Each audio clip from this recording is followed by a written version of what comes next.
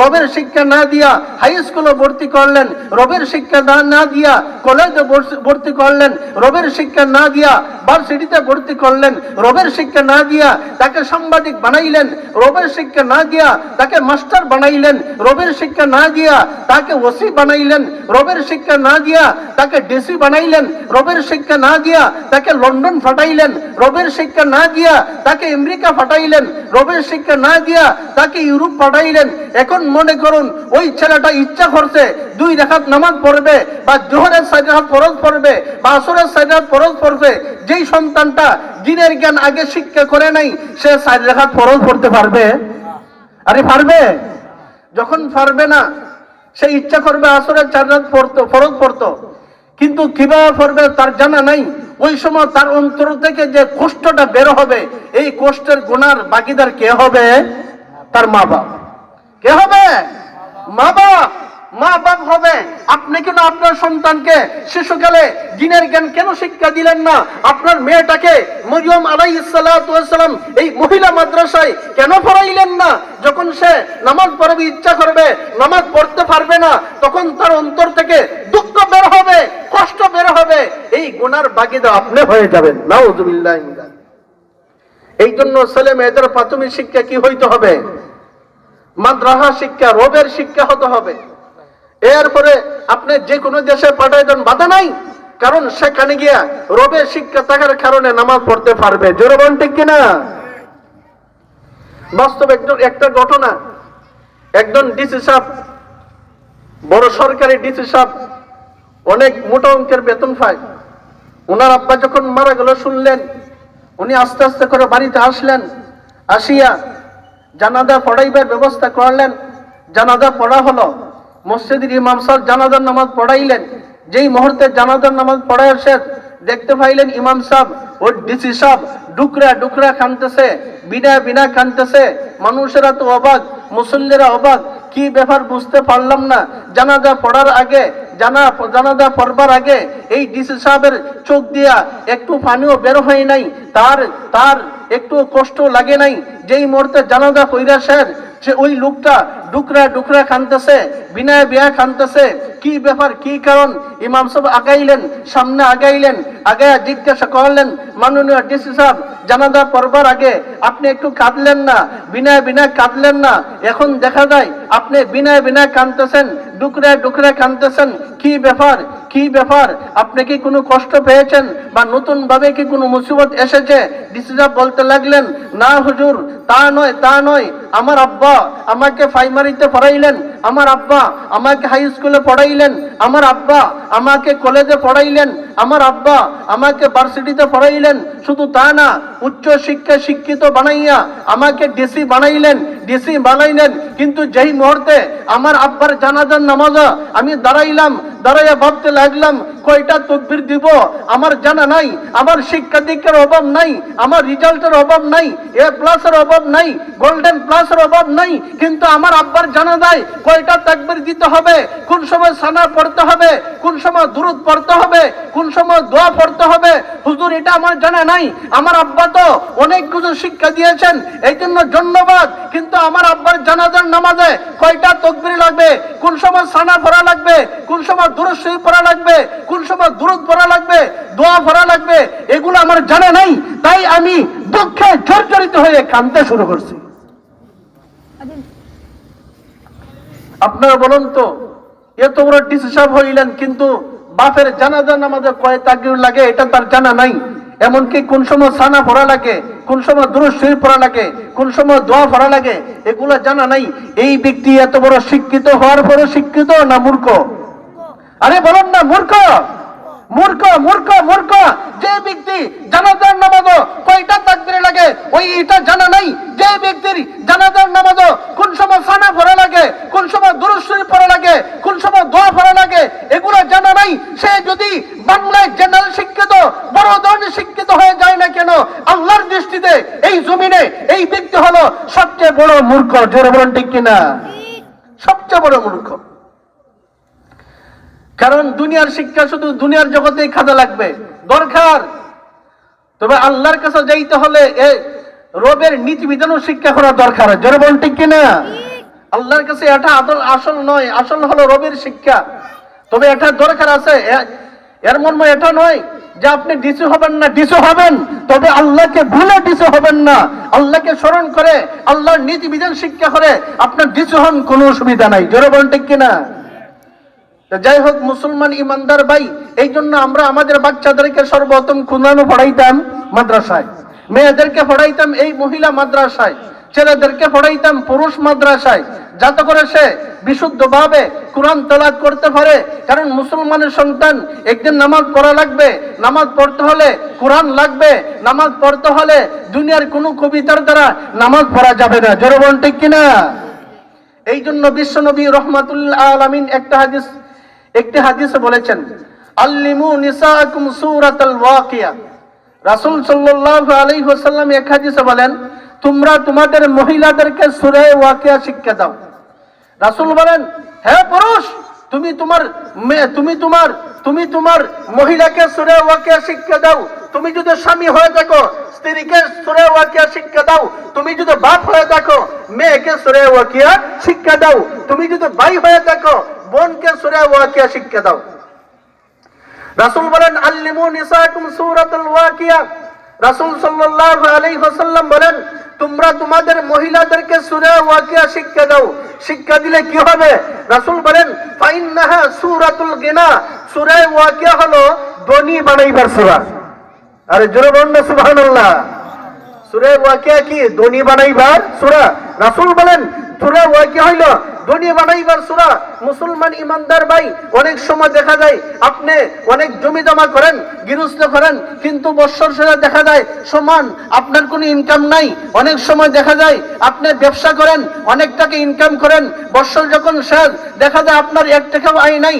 অনেক সময় দেখা যায় আপনি লন্ডন চলে গেছেন, লাখ লাখ টাকা ইনকাম করেন, বছর শেষ দেখা যায় সমান আপনি আমেরিকা চলে গেছেন, লাখ লাখ টাকা ইনকাম করেন, বছর শেষ দেখা যায় সমান আপনি ইউরোপ চলে গেছেন, লাখ লাখ টাকা ইনকাম করতেছেন, হ্যাঁ, বছর শেষ দেখা যায় সমান।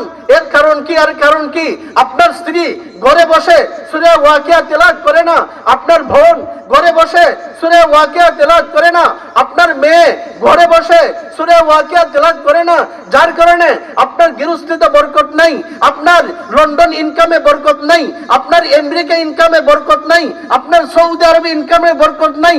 কারণ রাসূল বলেছেন, তোমরা তোমাদের মহিলাদেরকে সূরা ওয়াকিয়া শিক্ষা দাও। কারণ সূরা ওয়াকিয়া হইলো ধনী হইবার সূরা। একটু জোরে বলুন না সুবহানাল্লাহ। সূরা ওয়াকিয়া হইলো ধনী হইবার সূরা। কিভাবে ধনী হইবার সূরা? পুরুষ একদিকে তুমি বাহিরে কাজ করবে, অপর দিকে তোমার স্ত্রী যদি দিনদার হয়ে থাকে, মাগরিব নামাজ আদায় করার পর চোখের পানি ফলাইবে, সূরা ওয়াকিয়া তেলাওয়াত করবে, সূরা ওয়াকিয়া তেলাওয়াত করবে, আর তোমার ওই গৃহস্থিতে আল্লাহ তাআলা বরকত দিয়ে দিবে। একদিকে তুমি ব্যবসা করবে, অপর দিকে তোমার স্ত্রী সূরা ওয়াকিয়া তেলাওয়াত করবে, যার কারণে আল্লাহ তাআলা তোমার ইনকামে বরকত দিয়ে দিবে। একদিকে তুমি আমেরিকায় চলে যাইবে, অন্যদিকে তোমার স্ত্রী সূরা ওয়াকিয়া তিলাওয়াত করবে, যার কারণে আল্লাহ তাআলা আমেরিকার ইনকামে বরকত দিয়ে দিবেন। একদিকে তুমি লন্ডন চলে যাবে, অপর দিকে তোমার স্ত্রী সূরা ওয়াকিয়া তিলাওয়াত করবেন, যার কারণে তোমার লন্ডন ইনকামে আল্লাহ তাআলা বরকত দিয়ে দিবেন। একদিকে তোমার স্ত্রী সূরা ওয়াকিয়া তিলাওয়াত করবে, অপর দিকে আপনি ইউরোপ চলে গেছেন, আল্লাহ তাআলা ইউরোপের ইনকামে আল্লাহ তাআলা বরকত দান করবেন। বরকত নাই কেন? আমাদের মহিলারা সূরা ওয়াকিয়া তেলাওয়াত করে না। করবে কিভাবে? আপনি তাকে মাদ্রাসাত লেখাপড়া করাইছেন না, যতটুকু তার জন্য শিক্ষা করা দরকার অতটুকু পড়াইছেন না, বিদায় আপনার মেয়ে সূরা ওয়াকিয়া তেলাওয়াত করতে পারে না, আপনার বোন সূরা ওয়াকিয়া তেলাওয়াত করতে পারে না, আপনার স্ত্রী সূরা ওয়াকিয়া তেলাওয়াত করতে পারে না, যার কারণে আপনার ইনকামে কোনো বরকত নাই। জোরে বলেন ঠিক কিনা? রাসূলের হাদিস। তাই বলা হয়েছে, প্রত্যেকটা শিশুকে যখন কথাবার্তা বলতে পারে তাকে দ্বীনের জ্ঞান শিক্ষা দাও, কারণ সে মুসলমানের সন্তান, ভবিষ্যতে তার নামাজ পড়া লাগবে। আমাদের আকাবিরদের জীবনী খুলে দেখুন, বা এই জমানায় যে বা যারা বড় আলিম হয়েছেন এদের জীবনী খুলে দেখুন, এরা বড় আলিম হওয়ার পিছনে মার অবদান রয়েছে। কার অবদান রয়েছে? মার অবদান রয়েছে। কারণ মা যদি নেককার হয়, আশা করা যায় এই গর্ভে থেকে নেককার সন্তান জন্মগ্রহণ করবে। আশা করা যায় না এই গর্ভে থেকে ফেরাউনের মতন সন্তান জন্মগ্রহণ করবে। আশা করা যায় না এই গর্ভ থেকে নমরুদের মতন সন্তান জন্মগ্রহণ করবে। আশা করা যায় না এই গর্ভ থেকে তসলিমা নাসরিনের মতন সন্তান জন্মগ্রহণ করবে। জোরবন ঠিক কিনা? মা যদি নেককার হয়, আশা করা যায় এই গর্ভটা ভালো হবে। এই গর্ভ থেকে আল্লামা নুরুল ইসলাম খান দামাত বারকাতুল আলিয়া ওনার মতন সন্তান জন্মগ্রহণ করবে। মা যদি ভালো হয়ে যায়, আশা করা যায় গর্ভটা ভালো হবে। এই গর্ভ থেকে শেখ গাজনগরী রহমতুল্লাহ আলাই ওনার মতন সন্তান জন্মগ্রহণ করবে। মা যদি ভালো হয়ে যায়, আশা করা যায় এই গর্ভ ভালো হবে। এই গর্ভ থেকে হুসাইন আহমদ মাদানী রহমতুল্লাহ আলাইহি ওনার মতন সন্তান জন্মগ্রহণ করবে। মা যদি ভালো হয়ে যায়, আশা করা যায় এই গর্ভটা ভালো হবে। আর এই ভালো গর্ভ থেকে কাসিমুল উলুম ওয়াল মারিফা কাসিম নানুতুবি রহমতুল্লাহ আলাই ওনার মতন বিশিষ্ট আলিম জন্মগ্রহণ করবে। জোরে বল ঠিক কিনা? এই জন্য মা ভালো হইতে হবে। মা ভালো হওয়ার জন্য এই মাদ্রাসা দেওয়া হয়েছে। এতে আপনারা খুশি না বেজার? আরে বলুন না, খুশি না বেজার? আরে খুশি। আমরা তো দেখতেছি না আমাদের মুর্দারা যারা আশপাশে রয়েছেন, আজকে যদি আপনার অন্তর চোখ যদি খোলা থাকতো, আপনি দেখতে পাইতেন এই এলাকার সমস্ত মুর্দাগান এই মাদ্রাসা দেওয়ার কারণে, এই মাহফিল দেওয়ার কারণে তারা কবর জগতে দাঁড়াইয়া দাঁড়াইয়া আনন্দে নাচতেছে, আনন্দে নাচতেছে। কিন্তু আমাদের অন্তর চোখ খোলা না বিধায় দেখতে পাইতেছি না। কিন্তু মরার পরে দেখবো কি দেখবো না? অবশ্যই দেখবো। মুসলমান ইমানদার ভাই, আমাদের আকাবিদের মধ্য থেকে একজন আকাবির হলেন ইমাম শাফি রহমতুল্লাহ আলাই। ইমাম শাফি রহমতুল্লাহ আলাই বলেন, আমার বয়স যখন 2 বছর হইল আমি এতিম হয়ে গেলাম, আমার আব্বা নাই, আমি একবারে এতিম। আইডি কি করব? আমার শুধু মা, আমার আর কোনো ভাই বোন নাই। ইমাম শাফি রহমতুল্লাহ আলাই বলেন, এইভাবে যাইতেছিল যখন আমি মোটামুটি ভাবে কথাবার্তা বলতে পারি, আমার আম্মা আমাকে নিয়ে ফিরেছেন, কি করব? হাইরা আমার স্বামী নাই, আমার আই ইনকামের কোনো ব্যবস্থা নাই, এখন আমি কি করব? ইমাম শাফি রহমতুল্লাহ আলাই বলেন, এক পর্যায়ে আমার মা আমাকে নিয়ে ভাবতে লাগলেন যে আমাকে কোথায় ভর্তি করবেন, স্কুলে না মাদ্রাসায়, স্কুলে না মাদ্রাসায়, এইভাবে ভাবতেছিলেন। এক পর্যায়ে মহান আল্লাহ ওনার অন্তরে ঢেলে দিলেন, ইমাম শাফির আম্মা তাকে মাদ্রাসায় ভর্তি করে দাও, তাকে আমি কেন না, তাকে আমি যুগের শ্রেষ্ঠ ইমাম বানিয়ে দিব। একটু জোরে বলুন না সুবহানাল্লাহ। মুসলমান ইমানদার ভাই, ইমাম শাফি রহমতুল্লাহ আলাই বলেন, এক পর্যায়ে আমার মা আমাকে হাফিজে খানা ভর্তি করে দিলেন, হিফজ খানা ভর্তি করে দিলেন। আমি হিফজ খানা ভর্তি হয়ে গেলাম। ভর্তি হইয়া আমি পড়তে লাগলাম, কোরআন মুখস্থ করতে লাগলাম। ইমাম শাফি রহমতুল্লাহ আলাই নিজেই বলেন, হাফিজুল কোরআন কামিলান 7 সিনিন। ইমাম শাফি রহমতুল্লাহ আলাই বলেন, 7 বছর বয়সে আমি 30 পারায় কোরআন মুখস্থ করে ফেললাম। একটু জোরে বলুন না সুবহানাল্লাহ। কত বছর বয়সে? 7 বছর বয়সে তিনি 30 পারা কোরআন মুখস্থ করলেন। সাধারণ ব্যাপার না অসাধারণ ব্যাপার? অসাধারণ ব্যাপার। আসুন, আমাদের মযহবের একজন ইমাম হলেন ইমাম মুহাম্মদ রহমতুল্লাহ আলাই। ইমাম মুহাম্মদ রহমতুল্লাহ আলাই উনি ছিলেন জমিদার ঘরের সন্তান।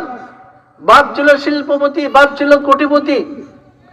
কিন্তু ওনার আব্বা ইচ্ছা করলেন ওনার ছেলেটাকে মাদ্রাসায় পড়াইবে। তবে বর্তমান জমানায় দেখা যায় যে বা যারা শিল্পপতি, যে বা যারা কোটিপতি, যে বা যারা জমিদার, এদের সন্তানরা সাধারণত মাদ্রাসায় পড়ে না। জোরে বলুন ঠিক কিনা? যারা ধনী এরা চায় আমার ছেলেটাকে স্কুলে পড়াবো, ভার্সিটিতে পড়াবো, লন্ডন আমেরিকা পাঠাইবো, এই চিন্তা ভাবনা বর্তমান জমানায় দেখা যায়। কিন্তু সেই জমানায় যারা রাজা বাদশাহ ছিলেন এদের সন্তানরা মাদ্রাসায় লেখাপড়া করত। সেই জমানায় যারা বাদশাহ ছিলেন এদের সন্তানরা মাদ্রাসায় লেখাপড়া করত। সেই জমানায় যারা জমিদার ছিলেন এদের সন্তানরা মাদ্রাসায় লেখাপড়া করত। সেই জমানায় যারা শিল্পপতি ছিলেন, কোটি কোটি টাকার মালিক ছিলেন, তাদের সন্তানরা মাদ্রাসায় পড়তো। কিন্তু এখানকার দেখা যায় তার বিপরীত। যারা ধনাঢ্য ব্যক্তিরা তাদের সন্তানকে মাদ্রাসায় পড়ায় না, স্কুল ভার্সিটিতে পড়ায়। যাই হোক, ইমাম শাফি রহমতুল্লাহ আলাই বলেন, আমি 7 বছর বয়সে কোরআনের হাফিজ হয়ে গেলাম।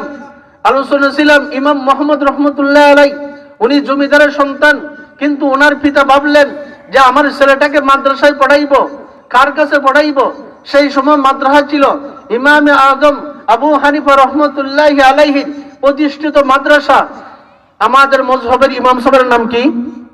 ইমামে আজম আবু হানিফা রহমতুল্লাহ আলাইহি। আমাদের মযহবের ইমাম সাহেবের নাম কি? ইমামে আজম আবু হানিফা রহমতুল্লাহ। ইমাম মুহাম্মদ রহমতুল্লাহ আলাইহি বলেন, আমার আব্বা ইমামে আজম আবু হানিফা রহমতুল্লাহি আলাইহি ওনার মাদ্রাসা নিয়ে গেলেন। নিয়ে যাওয়ার পর ইমামে আজম আবু হানিফা রহমতুল্লাহ আলাইহিকে বলতে লাগলেন, হুজুর, আমার ছেলেটাকে নিয়ে এসেছি আপনার মাদ্রাসায় ভর্তি করাইতাম, এরপরে সে লেখাপড়া করে বড় আলিম হবে, দিনদার হবে। ইমামে আজম আবু হানিফা রহমতুল্লাহ আলাইহি বলেন যে আমার মাদ্রাসায় ভর্তি হইতে হলে সর্বপ্রথম হাফিজুল কোরআন হওয়া লাগে, কোরআনের হাফিজ সাহেব হওয়া লাগে। আপনার ছেলে কি কোরআনের হাফিজ সাহেব? বলতে লাগলেন, না না না, আমার ছেলে কোরআনের হাফিজ সাহেব নয়। ইমাম আজম আবু হানিফা রহমতুল্লাহ আলাইহি বললেন, আপনার ছেলে যদি কোরআনের হাফিজ সাহেব নয়, যদি নন, তাহলে তাকে আমার মাদ্রাসায় ভর্তি করা যাবে না। কারণ আমার মাদ্রাসায় ভর্তি হতে হলে অনেকগুলা শর্ত আছে। এর মধ্যে 1 নম্বর শর্ত হলো কোরআনের হাফিজ হতে হবে। এরপরে ভর্তি, আপনার ছেলে যেহেতু কোরআনের হাফিজ সাহেব নন, এই জন্য তাকে ভর্তি করা যাবে না। আমরা এদিকে তাকাই। ইমাম মুহাম্মদ রহমতুল্লাহি আলাইহি বলেন, আমার আব্বা অনেক চেষ্টা করলেন কিন্তু ভর্তি করতে পারলেন না। এক পর্যায়ে আমরা নিরুপায় হয়ে বাড়িতে চলে গেলাম। ইমাম মুহাম্মদ রহমতুল্লাহি আলাইহি বলেন, কিন্তু আমার ইচ্ছা হলো ইমামে আজম আবু হানিফা রহমতুল্লাহি আলাইহি শাগির্দ হব, ওনার ছাত্র হব, ওনার মাদ্রাসায় ভর্তি হব। এখন চেষ্টা করতে লাগলেন, ওনার মাদ্রাসায় ভর্তি হতে হলে আমার কোরআনের হাফিজ হওয়া লাগবে, কোরআন মুখস্থ করা লাগবে। ইমাম মুহাম্মদ রহমতুল্লাহ আলাইহি বলেন, ওই দিন থেকে আমার আব্বা আম্মার সাথে সাক্ষাৎ বাদ দিয়ে দিলাম, বন্ধু বান্ধবের সাথে সাক্ষাৎ বাদ দিয়ে দিলাম, পাড়া প্রতিবেশীর সাথে সাক্ষাৎ বাদ দিয়ে দিলাম, আমার ভাই বোনদের সাথে সাক্ষাৎ বাদ দিয়ে দিলাম। শুধু তা নয়, খানা পিনা বাদ দিয়ে দিলাম, অহেতুক সময় নষ্ট করা বাদ দিয়ে দিলাম, দরজা সিটকারে লাগাই দিলাম। ইমাম মুহাম্মদ রহমতুল্লাহ আলাইহি বলেন, দরজা সিটকারে লাগাই দিলাম, লাগাইয়া একনিষ্ঠভাবে কোরআন মুখস্থ করতে লাগলাম, মুখস্থ করতে লাগলাম, মুখস্থ করতে লাগলাম। কারোর সাথে সাক্ষাৎ নাই, কারোর সাথে দেখা নাই, ঠিক মতো খানা পিনা নাই, কিভাবে কোরআন মুখস্থ করা যায় সেই চিন্তা করতে লাগলাম, সেই সাধনা করতে লাগলাম, চেষ্টা করতে লাগলাম। ইমাম মুহাম্মদ রহমতুল্লাহ আলাইহি বলেন, যখন 7 দিন হয়ে গেল, হাফিজুল কোরআন কামিলান সাবাতা আইয়াম। ইমাম মুহাম্মদ রহমতুল্লাহ আলাইহি বলেন, মাত্র 7 দিনে 30 পারা কোরআন মুখস্থ করে ফেললাম। কত দিনে? 7 দিনে। 7 দিনে উনি 30 পারা কোরআন মুখস্থ করে ফেললেন। কারণ কি? ওনাকে আল্লাহ তাআলা যুগের ইমাম বানাইতেন, এই জন্য আল্লাহ তাআলা ওনাকে 7 দিনে কোরআন মুখস্থ করার তৌফিক দান করছেন। মুসলমান ইমানদার ভাই, এইভাবে ইমাম শাফি রহমতুল্লাহ আলাইহি বলেন, 7 বছর বয়সে আমি 30 পারা কোরআনের হাফিজ হয়ে গেলাম। এরপরে আমি হাদিস অধ্যয়ন করতে লাগলাম, হাদিস অধ্যয়ন করতে লাগলাম, তাফসীর অধ্যয়ন করতে লাগলাম। ইমাম শাফি রহমতুল্লাহ আলাইহি তিনি নিজেই বলেন, হাফিজুল মুআত্তা লিল ইমামে মালিকিন রাহিমাহুল্লাহু তাআলা কামিলান 10 সিনিন। ইমাম মালিক রহমতুল্লাহ আলাইহি বলেন, হাদিসের একটা কিতাব হইল, সেই জমানায় হাদিসের একটা প্রসিদ্ধ কিতাব ছিল মুআত্তা মালিক। ইমাম মালিক রহমতুল্লাহ, ইমাম শাফি রহমতুল্লাহ আলাইহি বলেন, 10 বছর বয়সে মুআত্তা মালিককে আমি মুখস্থ করে ফেললাম। একটু জোরে বলুন না সুবহানাল্লাহ। মুআত্তা মালিক যারা পড়ছেন তারা দেখবেন অনেক লম্বা লম্বা সনদ। শুধু তা না, অনেক হাদিস, প্রায় 17 উপরে হাদিস। ইমাম মালিক রহমতুল্লাহ আলাইহি সনদ সহ আউয়াল থেকে আখের, শুরু থেকে শেষ পর্যন্ত তিনি মুখস্থ করে ফেললেন। কত বছর বয়সে? 10 বছর বয়সে। 10 বছর বয়সে উনি বলেন, আমি কিভাবে মুখস্থ করলাম তার কারণ আপনারা শুনুন। কারণ হলো, একবার আমি আমার আম্মার সাথে নাবালিগ থাকা অবস্থায় হজে গেলাম। আল্লাহ তাআলা আমাদের সবাইকে বারবার হজ করার তৌফিক দান করুন, বলুন আমিন। আমাদের সুনামগঞ্জের সুনাম আল্লামা নূর ইসলাম খান দামাত বারকাতুহুল আলিয়া, হুজুর বর্তমানে উমরাতে আছেন, আল্লাহ যেন সুস্থতার সাথে উমরা পালনার্থে আমাদের কাছে আবার পৌঁছার তৌফিক দান করেন। সবাই জোরে বলেন আমিন। যাই হোক, তিনি বলেন আমার মার সাথে হজে গেলাম। একদিন হজের বিধান পালনার্থে দেখতে পাইলেন একজন সুন্দর একজন মুরব্বী,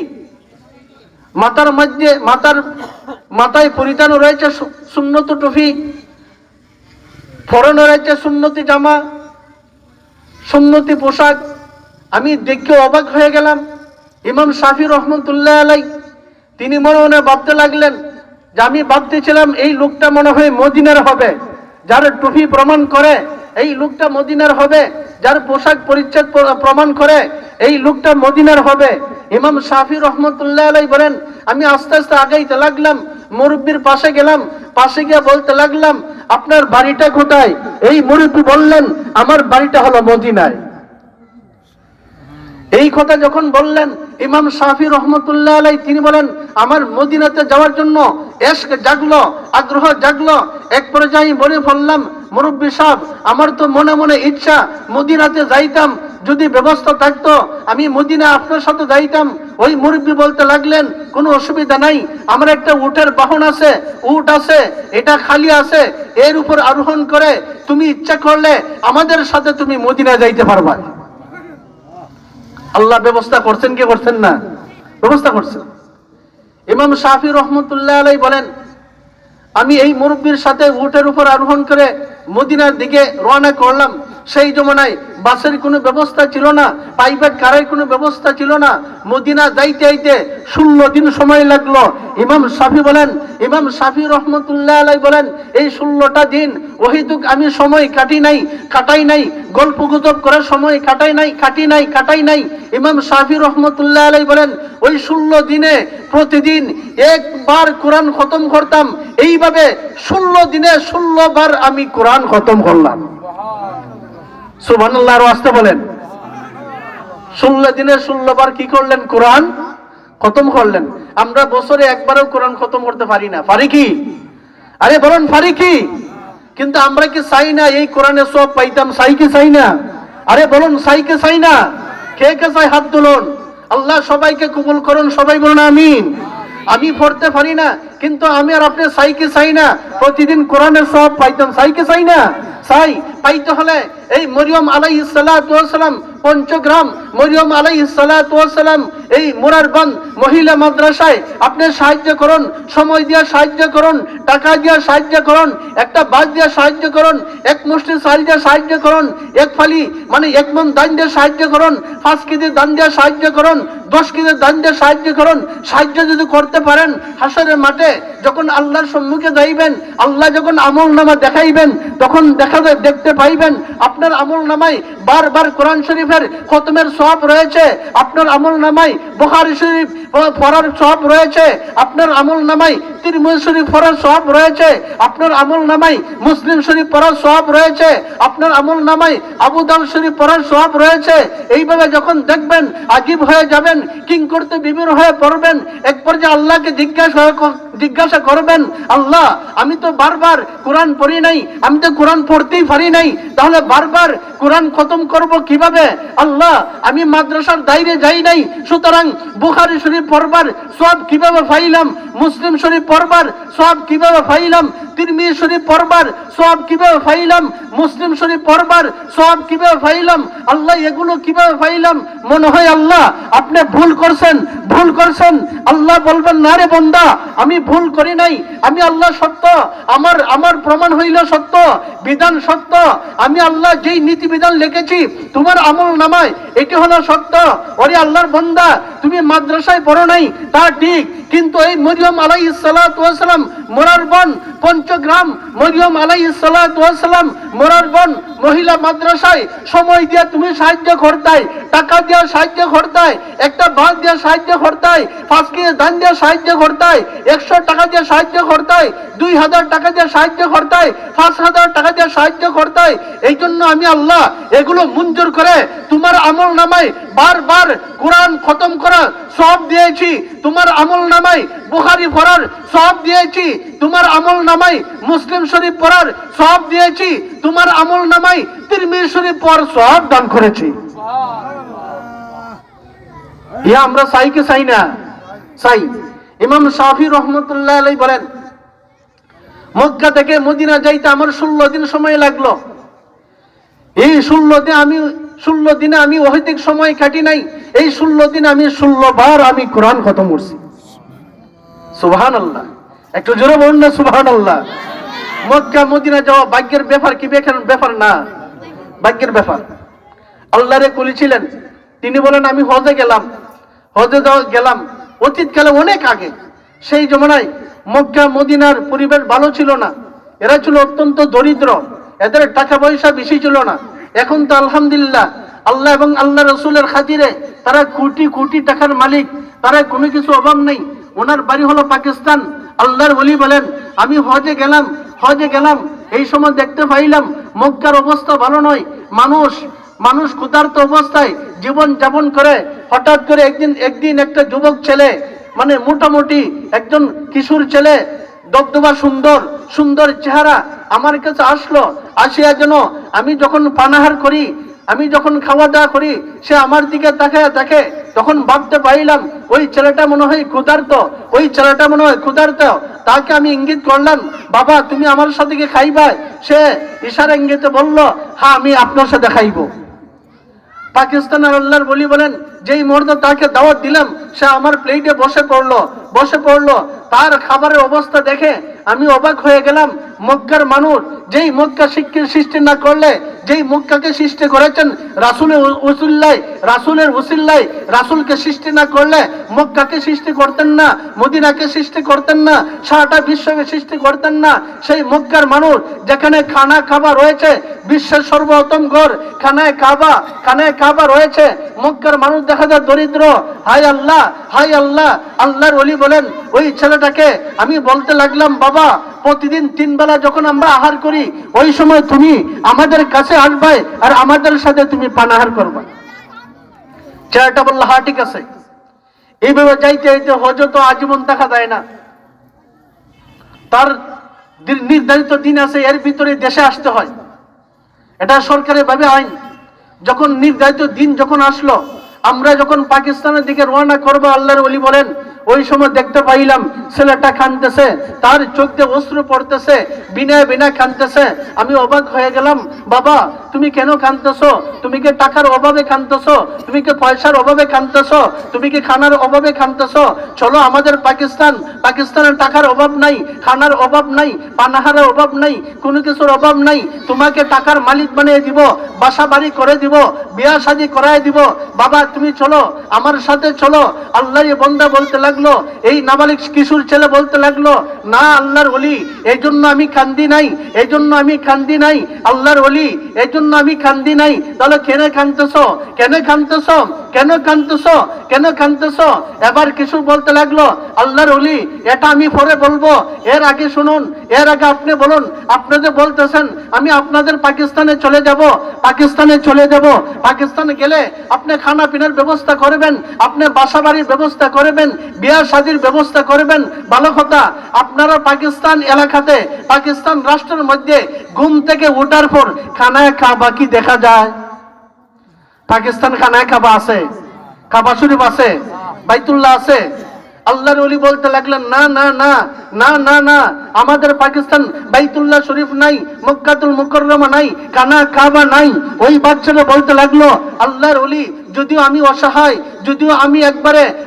আমি একবারে অসহায়, আমার পেটে খাবার নাই, কিন্তু যেই মুহূর্তে ঘুম থেকে ওঠার পর ওই বাইতুল্লাহকে তাকায় দেখি, বাইতুল্লাহ চৌকের সামনে বেশে ওঠে, যখন বাইতুল্লাহকে দেখি আমার সব কষ্ট মুহূর্তের মধ্যে দূর হয়ে যায়।